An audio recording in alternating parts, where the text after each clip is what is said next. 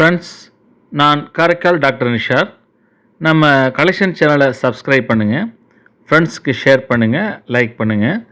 இன்றைக்கி நம்ம பார்க்குறது ஆஸ்திரேலியா நாட்டுடைய $1 காயின் இதை பற்றி பார்க்குறோம்.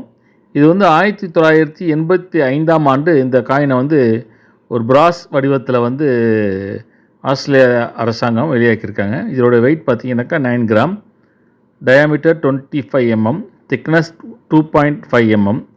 இது ஒரு எடை அதிகமான உள்ள காயின். இந்த காயினுடைய முன்பகுதியில் பார்த்தீங்கன்னாக்கா 2ஆம் எலிசபெத்துடைய உருவப்படம் அதில் பதிவு செஞ்சுருக்காங்க.